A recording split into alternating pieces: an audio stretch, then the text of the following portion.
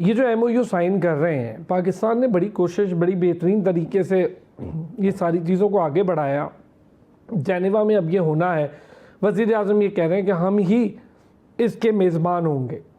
بہت شکریہ کھوکھر صاحب اپنے پروگرام میں مجھے مدعو کرنے کا.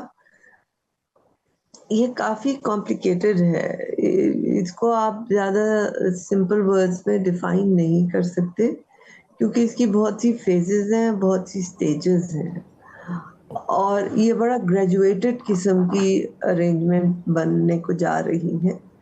ابھی آپ نے الیکٹرانک کی بات کی، لیکن 19 کو انشاءاللہ جمعے کے دن یہ جنیوا میں it's a memorandum of understanding. Memorandum of understanding جو ہوتا ہے اس کی کوئی قانونی حیثیت سچ نہیں ہوتی. وہ صرف ایسے ہوتا ہے جیسے میں آپ کو ایک پرچی پہ کہہ دوں کہ ارسلان آپ نے میرے گھر کل کھانے پہ آنا ہے،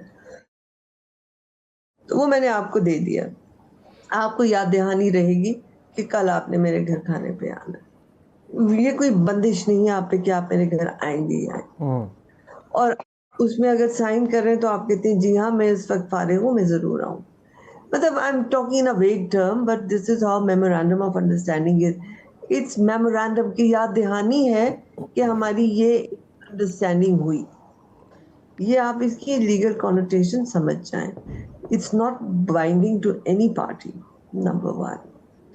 پھر اس کے بعد یہ بے شک بہت بڑا ایک کارنامہ ہے کہ جہاں پہ اتنی جنگ و غدر ہو رہی تھی، اتنی معصوم جانے جا رہی تھی، کہ پاکستان کی ثالثی اور محنت اور ساتھ ریجنل کنٹریز کی سپورٹ انکلوڈنگ قطر، انکلوڈنگ ترکی، including all the other G C C countries, سعودی عربیہ، مل کے یہ اس ہم مقام پہ پہنچے ہیں جہاں پہ ایران اور امریکہ آپس میں ایک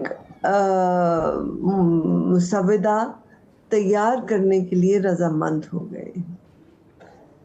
پر ابھی کوئی مطلب it's just an M O you.